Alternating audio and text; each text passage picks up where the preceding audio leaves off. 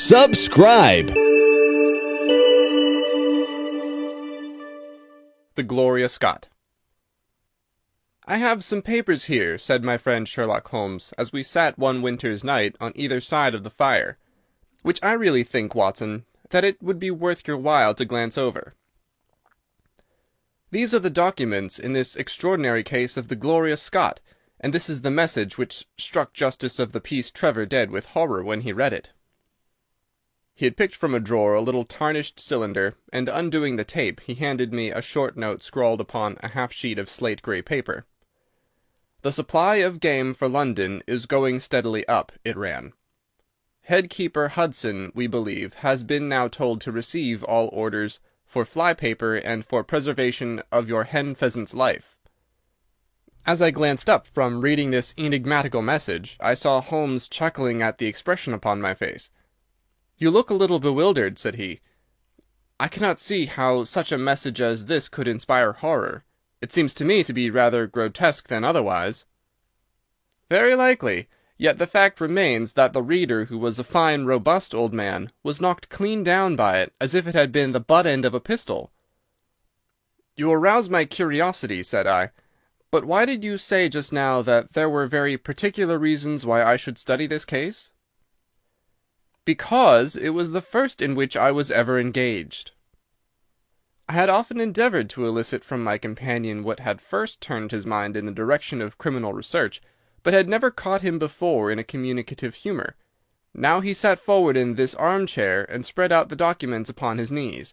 Then he lit his pipe and sat for some time smoking and turning them over. "You never heard me talk of Victor Trevor?" he asked. "He was the only friend I made during the 2 years I was at college.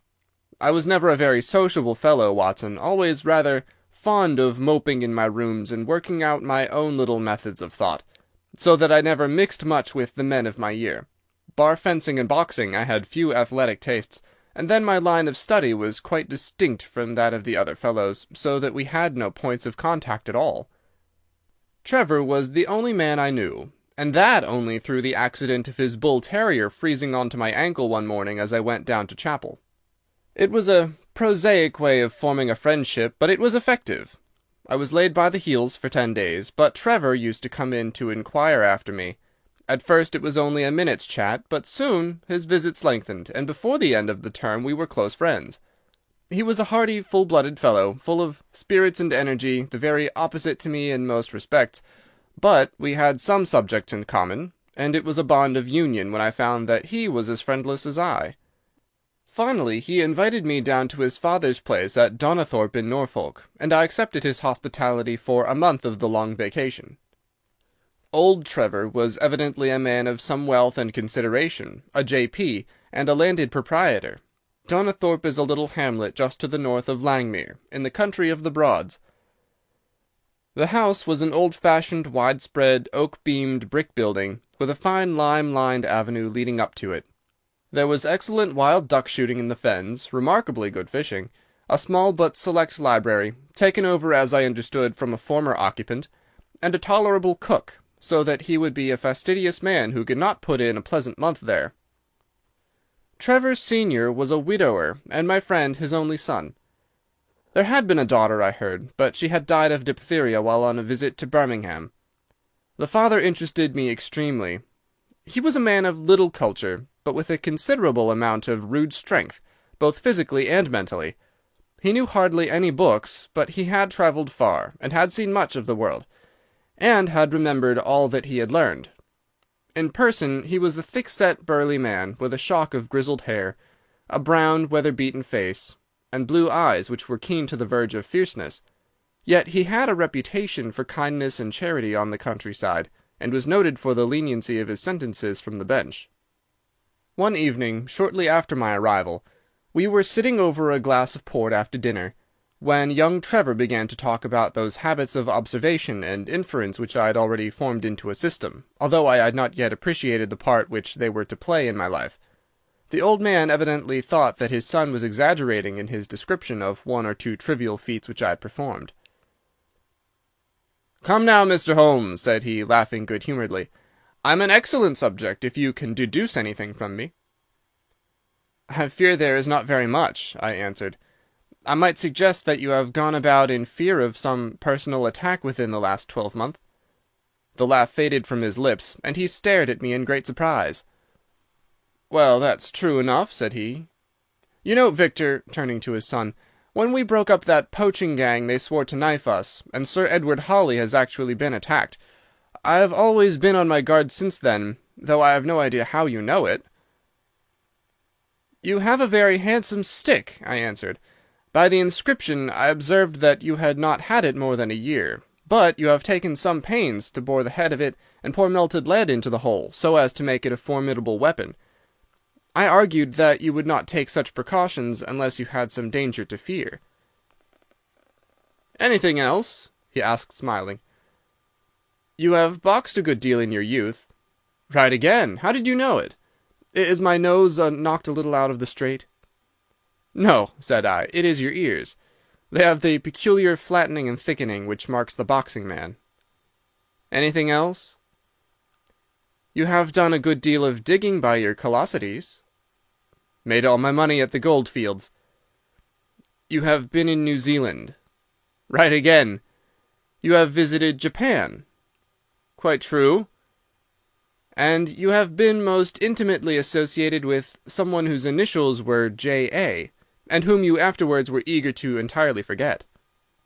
Mr. Trevor stood slowly up, fixed his large blue eyes upon me with a strange wild stare, and then pitched forward, with his face among the nutshells which strewed the cloth, in a dead faint. You can imagine, Watson, how shocked both his son and I were. His attack did not last long, however, for when we undid his collar and sprinkled the water from one of the finger-glasses over his face, he gave a gasp or two and sat up. "Ah, boys," said he, forcing a smile, "I hope I haven't frightened you. Strong as I look, there is a weak place in my heart, and it does not take much to knock me over. I don't know how you manage this, Mr. Holmes, but it seems to me that all the detectives of fact and of fancy would be children in your hands. That's your line of life, sir, and you may take the word of a man who has seen something of the world."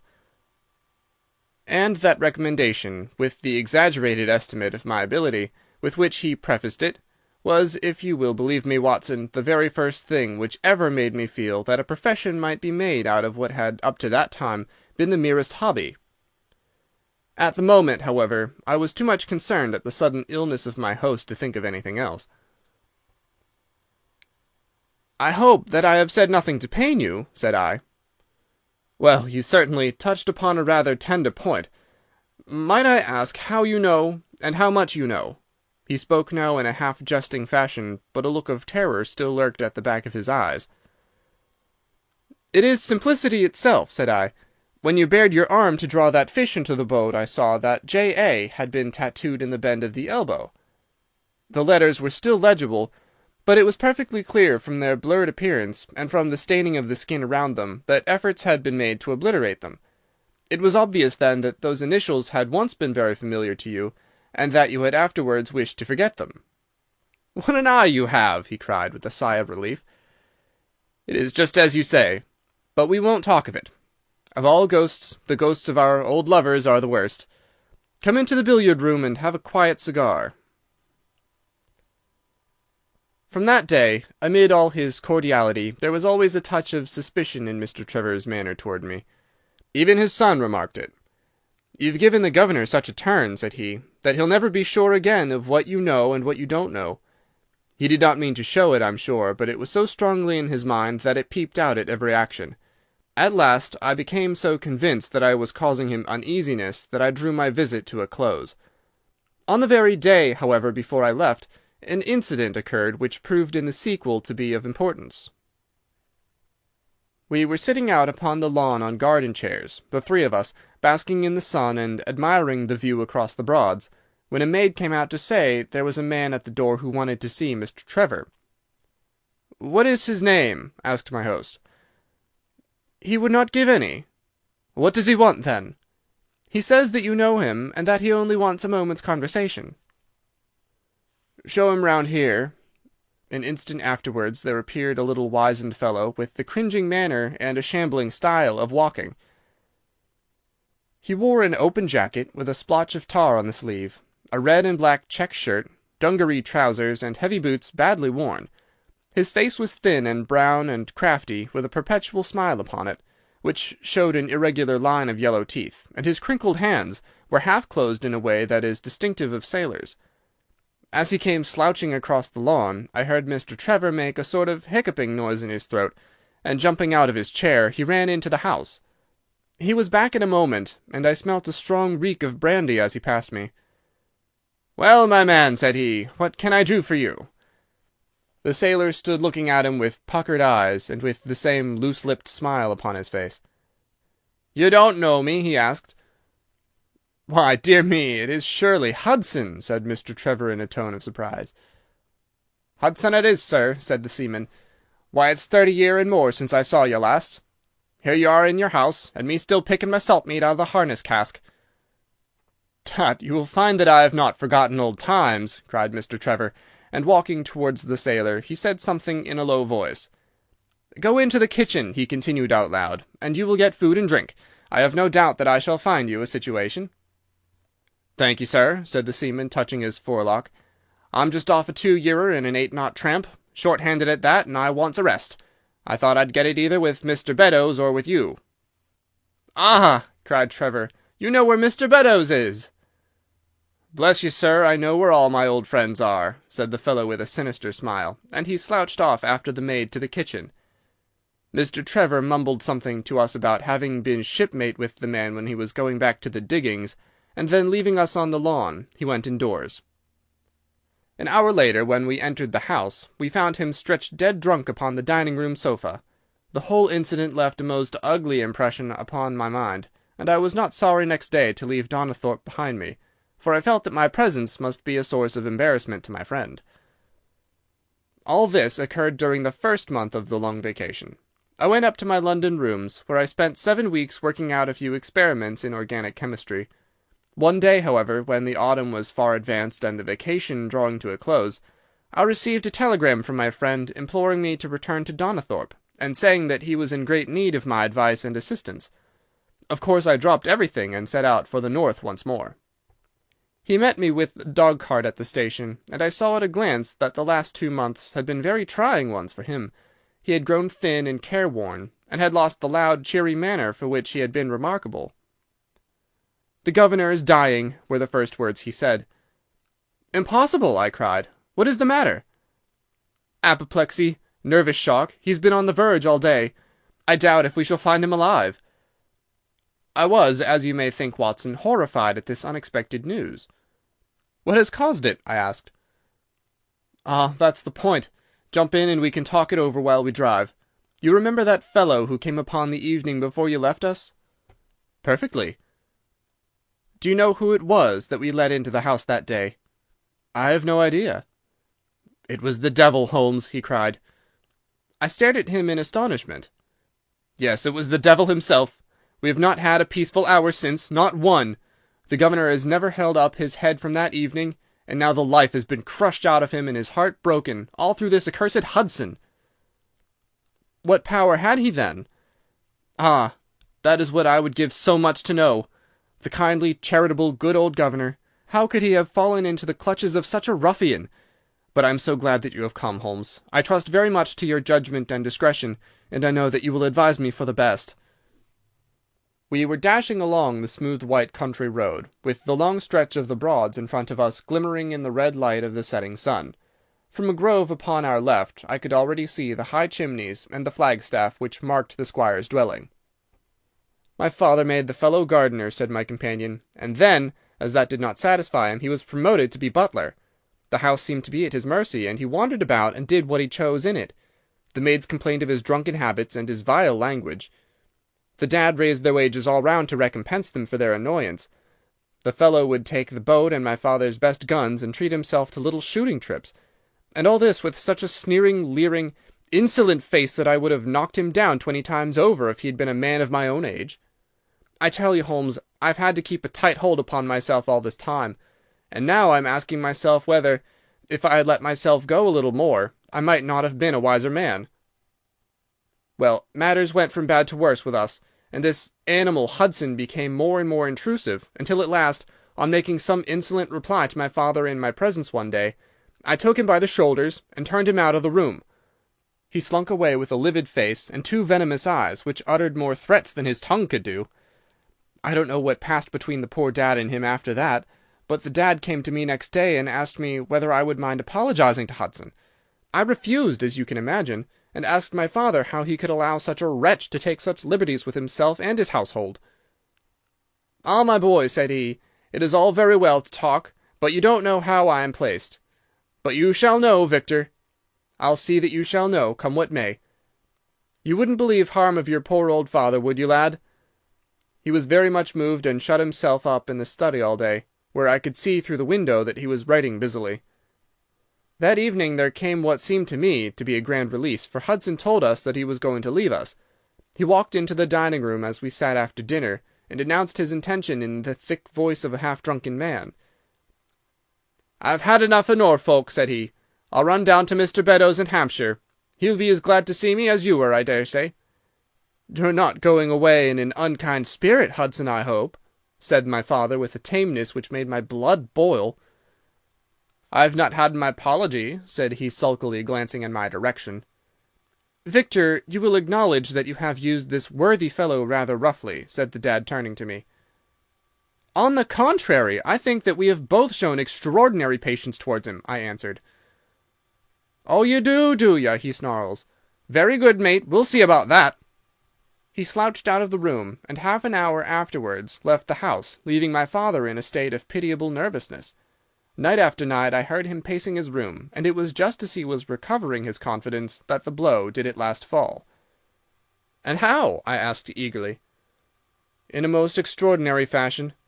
A letter arrived for my father yesterday evening, bearing the Fordingbridge postmark.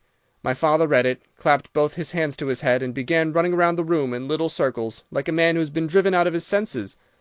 When I at last drew him down onto the sofa, his mouth and eyelids were all puckered on one side, and I saw that he had a stroke. Dr. Fordham came over at once. We put him to bed, but the paralysis has spread. He has shown no sign of returning consciousness, and I think that we shall hardly find him alive." "You horrify me, Trevor," I cried. "What, then, could have been in this letter to cause so dreadful a result?" "Nothing. There lies the inexplicable part of it.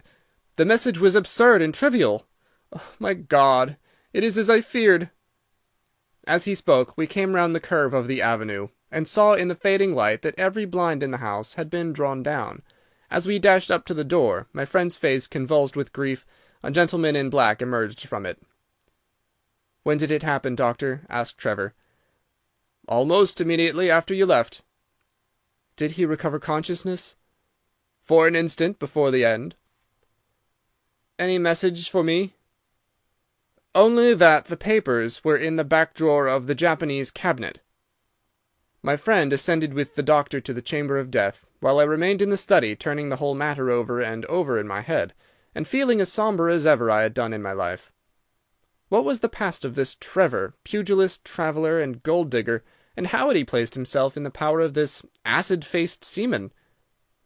Why, too, should he faint at an allusion to the half-effaced initials upon his arm, and die of fright when he had a letter from Fordingham? Then I remembered that Fordingham was in Hampshire, and that this Mr. Beddoes, whom the seaman had gone to visit and presumably to blackmail, had also been mentioned as living in Hampshire. The letter, then, might either come from Hudson, the seaman, saying that he had betrayed the guilty secret which appeared to exist, or it might come from Beddoes, warning an old confederate that such a betrayal was imminent. So far it seemed clear enough, but then how could this letter be trivial and grotesque, as described by the Sun? He must have misread it. If so, it must have been one of those ingenious secret codes, which mean one thing while they seem to mean another. I must see this letter. If there were a hidden meaning in it, I was confident that I could pluck it forth. For an hour I sat pondering it over in the gloom, until at last a weeping maid brought in a lamp, and close at her heels came my friend Trevor, pale but composed, with these very papers which lie upon my knee, held in his grasp. He sat down opposite to me, drew the lamp to the edge of the table, and handed me a short note scribbled, as you see, upon a single sheet of grey paper. "The supply of game for London is going steadily up," it ran. "Head-keeper Hudson, we believe, has been now told to receive all orders for fly-paper and for preservation of your hen-pheasant's life." I dare say my face looked as bewildered as yours did just now when first I read this message. Then I reread it very carefully. It was evidently as I had thought, and some secret meaning must lie buried in this strange combination of words. Or could it be that there was a prearranged significance to such phrases as fly-paper and hen-pheasant? Such a meaning would be arbitrary, and could not be deduced in any way. And yet I was loath to believe that this was the case, and the presence of the word Hudson seemed to show that the subject of the message was as I had guessed, and that it was from Beddoes rather than the sailor. I tried it backwards, but the combination life pheasants hen was not encouraging. Then I tried alternate words, but neither the of for nor supply game London promised to throw any light upon it. And then, in an instant, the key of the riddle was in my hands, and I saw that every third word, beginning with the first, would give a message which might well drive old Trevor to despair. It was short and terse, the warning, as I now read it to my companion. "The game is up. Hudson has told all. Fly for your life." Victor Trevor sank his face into his shaking hands. "It must be that, I suppose," said he. "This is worse than death, for it means disgrace as well. But what is the meaning of these head-keepers and hen-pheasants?" "It means nothing to the message, but it might mean a good deal to us if we had no other means of discovering the sender. You see that he has begun by writing 'the game is,' and so on. Afterwards he had, to fulfill the prearranged cipher, to fill in any two words in each space. He would naturally use the first words which came to his mind, and if there were so many which referred to sport among them, you may be tolerably sure that he is either an ardent shot or interested in breeding. Do you know anything of this Beddoes?" "Why, now that you mention it," said he, "I remember that my poor father used to have an invitation from him to shoot over his preserves every autumn." "Then it is undoubtedly from him that the note comes," said I. "It only remains for us to find out what this secret was which the sailor Hudson seems to have held over the heads of these two wealthy and respected men." "Alas, Holmes, I fear that it is one of sin and shame," cried my friend. "But from you I shall have no secrets. Here is the statement which was drawn up by my father when he knew that the danger from Hudson had become imminent. I found it in the Japanese cabinet, as he told the doctor. Take it and read it to me, for I have neither the strength nor the courage to do it myself." "These are the very papers, Watson, which he handed to me, and I will read them to you, as I read them in the old study that night to him. They are endorsed outside, as you see. Some particulars of the voyage of the bark Gloria Scott, from her leaving Falmouth on the 8th October, 1855, to her destruction in north latitude 15 degrees 20 minutes, west longitude 25 degrees 14 minutes, on November 6th. It is in the form of a letter, and runs in this way. My dear, dear son, now that approaching disgrace begins to darken the closing years of my life, I can write with all truth and honesty that it is not the terror of the law, it is not the loss of my position in the county, nor is it my fall in the eyes of all who have known me, which cuts me to the heart, but it is the thought that you should come to blush for me. You who love me, and who have seldom, I hope, had reason to do other than respect me. But if the blow falls which is forever hanging over me, then I should wish you to read this, that you may know straight from me how far I have been to blame. On the other hand, if all should go well, which may kind God Almighty grant, then if by any chance this paper should be still undestroyed and should fall into your hands, I conjure you, by all you hold sacred, by the memory of your dear mother, and by the love which had been between us, to hurl it into the fire, and to never give one thought to it again. If then your eye goes on to read this line, I know that I shall already have been exposed and dragged from my home, or, as is more likely, for you know that my heart is weak, by lying with my tongue sealed forever in death. In either case, the time for suppression is past, and every word which I tell you is the naked truth, and this I swear as I hope for mercy. My name, dear lad, is not Trevor. I was James Armitage in my younger days, and you can understand now the shock that it was to me a few weeks ago when your college friend addressed me in words which seemed to imply that he had surprised my secret. As Armitage, it was that I entered a London banking-house, and as Armitage, I was convicted of breaking my country's laws, and was sentenced to transportation. Do not think very harshly of me, laddie. It was a debt of honour, so called, which I had to pay, and I used money which was not my own to do it, in the certainty that I could replace it before there could be any possibility of its being missed. But the most dreadful ill luck pursued me. The money which I had reckoned upon never came to hand, and a premature examination of accounts exposed my deficit. The case might have been dealt leniently with, but the laws were more harshly administered 30 years ago than now, and on my 23rd birthday I found myself chained as a felon with 37 other convicts in 'tween decks of the barque Gloria Scott, bound for Australia. It was the year '55, when the Crimean War was at its height, and the old convict ships had been largely used as transports in the Black Sea.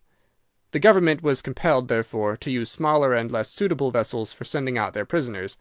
The Gloria Scott had been in the Chinese tea trade, but she was an old-fashioned, heavy-bowed, broad-beamed craft, and the new clippers had cut her out.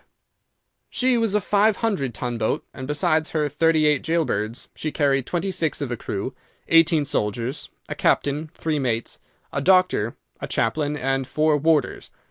Nearly 100 souls were in her, all told, when we set sail from Falmouth. The partitions between the cells of the convicts, instead of being of thick oak, as is usual in convict ships, were quite thin and frail. The man next to me upon the aft side was one whom I had particularly noticed when we were led down the quay. He was a young man with a clear, hairless face, a long, thin nose, and a rather nutcracker jaws. He carried his head very jauntily in the air, had a swaggering style of walking, and was, above all else, remarkable for his extraordinary height. I don't think any of our heads would have come up to his shoulder, and I am sure that he could not have measured less than 6½ feet. It was strange among so many sad and weary faces to see one which was full of energy and resolution. The sight of it was to me like a fire in a snowstorm.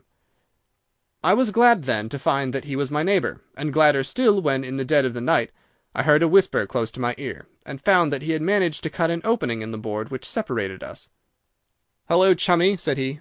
"What's your name, and what are you here for?" I answered him, and asked in turn who I was talking with. "I'm Jack Prendergast," said he, "and by God, you'll learn to bless my name before you've done with me." I remembered hearing of this case, for it was one which had made an immense sensation throughout the country some time before my own arrest. He was a man of good family and of great ability, but of incurably vicious habits, who had by an ingenious system of fraud obtained huge sums of money from the leading London merchants. "Ha, ha! You remember my case," said he proudly. "Very well, indeed." "Then maybe you remember something queer about it." "What was that, then?" "I'd had nearly $250,000, hadn't I?" "So it was said." "But none was recovered, eh?" "No." "Well, where do you suppose the balance is?" he asked. "I have no idea," said I. "Right between my finger and thumb," he cried. "By God, I've got more pounds to my name than you've hairs on your head, and if you've money, my son, and know how to handle it and spread it, you can do anything. Now, you don't think it likely that a man who could do anything is going to wear his breeches out sitting in the stinking hold of a rat-gutted, beetle-ridden, mouldy old coffin of a chin-china coaster? No, sir, such a man will look after himself, and will look after his chums. You may lay to that. You hold on to him, and you may kiss the book that he'll haul you through."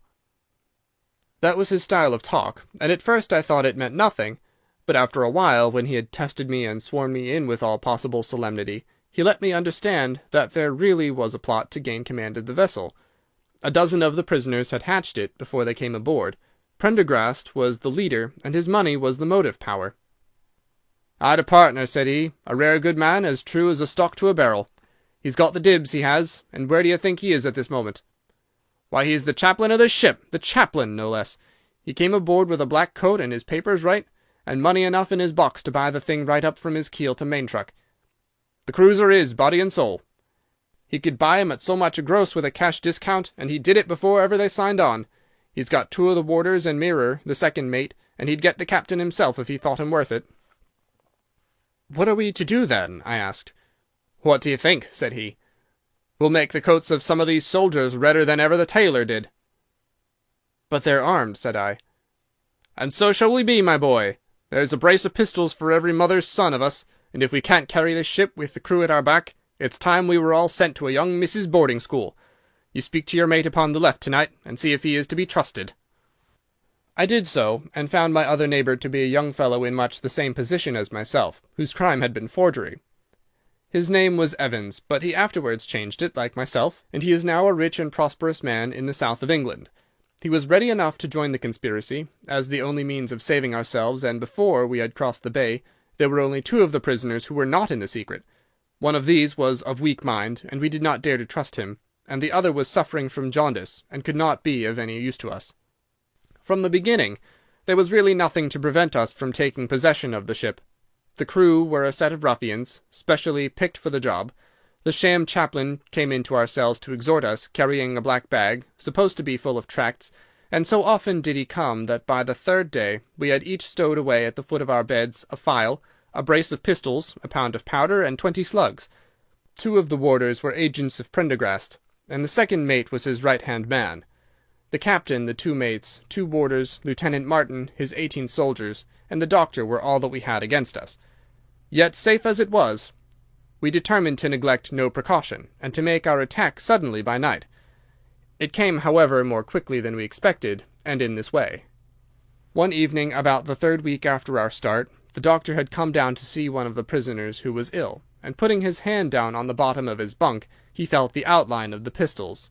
If he had been silent, he might have blown the whole thing, but he was a nervous little chap, and so he gave a cry of surprise, and turned so pale that the man knew what was up in an instant, and seized him. He was gagged before he could give the alarm, and tied down upon the bed. He had unlocked the door that led to the deck, and we were through it in a rush. The 2 sentries were shot down, and so was a corporal who came running to see what was the matter.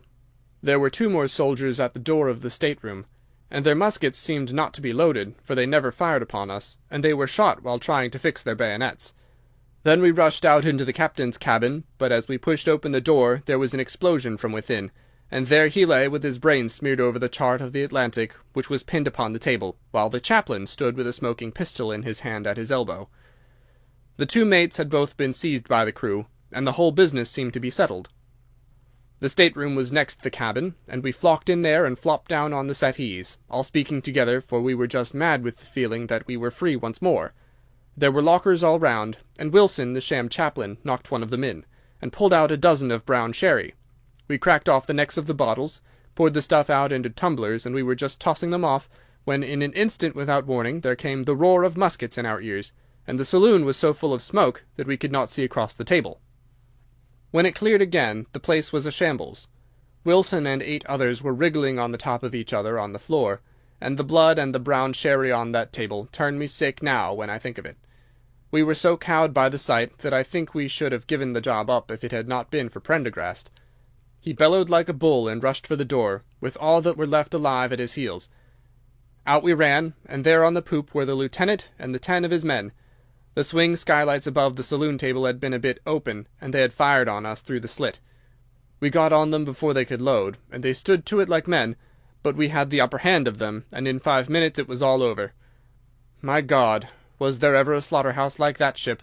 Prendergast was like a raging devil, and he picked the soldiers up as if they had been children and threw them overboard, alive or dead.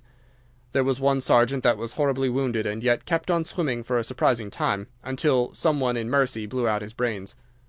When the fighting was over, there was no one left of our enemies except just the warders, the mates, and the doctor. It was over them that the great quarrel arose. There were many of us who were glad enough to win back our freedom, and yet who had no wish to have murder on our souls. It was one thing to knock the soldiers over with their muskets in their hands, and it was another to stand by while men were being killed in cold blood. 8 of us, 5 convicts and 3 sailors, said that we would not see it done, but there was no moving Prendergast and those who were with him. Our only chance of safety lay in making a clean job of it, said he, and he would not leave a tongue with power to wag in a witness-box. It nearly came to our sharing the fate of the prisoners, but at last he said that if we wished we might take a boat and go.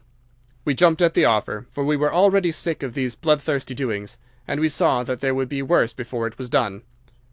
We were given a suit of sailor togs each, a barrel of water, 2 casks, one of junk and one of biscuits, and a compass. Prendergast threw us over a chart, told us that we were shipwrecked mariners whose ship had foundered in latitude 15 degrees and longitude 25 degrees west, and then cut the painter and let us go. And now I come to the most surprising part of my story, my dear son. The seamen had hauled the foreyard aback during the rising, but now as we left them they brought it square again, and as there was a light wind from the north and east the bark began to draw slowly away from us. Our boat lay rising and falling upon the long, smooth rollers, and Evans and I, who were the most educated of the party, were sitting in the sheets, working out our position and planning what coast we should make for. It was a nice question, for the Cape de Verdes were about 500 miles to the north of us, and the African coast about 700 to the east. On the whole, as the wind was coming round to the north, we thought that Sierra Leone might be best, and turned our head in that direction, the bark being at that time nearly hull down on our starboard quarter. Suddenly, as we looked at her, we saw a dense black cloud of smoke shoot up from her, which hung like a monstrous tree upon the skyline. A few seconds later a roar like thunder burst upon our ears, and as the smoke thinned away there was no sign left of the Gloria Scott. In an instant we swept the boat's head round again, and pulled with all our strength for the place where the haze, still trailing over the water, marked the scene of this catastrophe. It was a long hour before we reached it, and at first we feared that we had come too late to save anyone. A splintered boat and a number of crates and fragments of spars rising and falling on the waves showed us where the vessel had foundered. But there was no sign of life, and we had turned away in despair, when we heard a cry for help, and saw at some distance a piece of wreckage with a man lying stretched across it. When we pulled him aboard the boat, he proved to be a young seaman of the name of Hudson, who was so burned and exhausted that he could give us no account of what had happened until the following morning. It seemed that after we had left, Prendergast and his gang had proceeded to put to death the 5 remaining prisoners. The 2 warders had been shot and thrown overboard, and so also had the 3rd mate. Prendergast then descended to the 'tween decks, and with his own hands cut the throat of the unfortunate surgeon. There only remained the 1st mate, who was a bold and active man. When he saw the convict approaching him with the bloody knife in his hand, he kicked off his bonds, which he had somehow contrived to loosen, and rushing down the deck he plunged into the afterhold. A dozen convicts, who descended with their pistols in search of him, found him with a matchbox in his hand seated beside an open powder barrel, which was one of 100 carried on board, and swearing that he would blow all hands up if he were in any way molested. An instant later the explosion occurred, though Hudson thought it was caused by the misdirected bullet of one of the convicts rather than the mate's match. Be the cause what it may, it was the end of the Gloria Scott and of the rabble who held command of her. Such, in a few words, my dear boy, is the history of this terrible business in which I was involved. Next day we were picked up by the brig Hotspur, bound for Australia, whose captain found no difficulty in believing that we were the survivors of a passenger ship which had foundered. The transport ship Gloria Scott was set down by the Admiralty as being lost at sea, and no word has ever leaked out as to her true fate. After an excellent voyage the Hotspur landed us at Sydney, where Evans and I changed our names and made our way to the diggings, where among the crowds who were gathered from all nations we had no difficulty in losing our former identities. The rest I need not relate. We prospered, we travelled, we came back as rich colonials to England, and we bought country estates. For more than 20 years we have led peaceful and useful lives, and we hoped that our past was for ever buried. Imagine, then, my feelings when in the seaman who came to us I recognized instantly the man who had been picked off the wreck. He had tracked us down somehow, and had set himself to live upon our fears. You will understand now how it was that I strove to keep the peace with him, and you will in some measure sympathize with me in the fears which fill me, now that he has gone from me to his other victim with threats upon his tongue. Underneath is written in a hand so shaky as to be hardly legible, Beddoes writes in cipher to say H has told all. Sweet Lord, have mercy on our souls. That was the narrative which I read that night to young Trevor, and I think, Watson, that under the circumstances it was a dramatic one. The good fellow was heartbroken at it, and went out to the Terai tea planting, where I hear that he is doing well. As to the sailor and Beddoes, neither of them was ever heard of again after that day on which the letter of warning was written. They both disappeared utterly and completely. No complaint had been lodged with the police, so that Beddoes had mistaken a threat for a deed. Hudson had been seen lurking about, and it was believed by the police that he had done away with Beddoes and had fled. For myself, I believe that the truth was exactly the opposite. I think that it is most probable that Beddoes, pushed to desperation and believing himself to have been already betrayed, had revenged himself upon Hudson, and had fled from the country with as much money as he could lay his hands on. Those are the facts of the case, Doctor, and if they are of any use to your collection, I am sure that they are very heartily at your service. End of Adventure 4, The Gloria Scott. Subscribe for more content.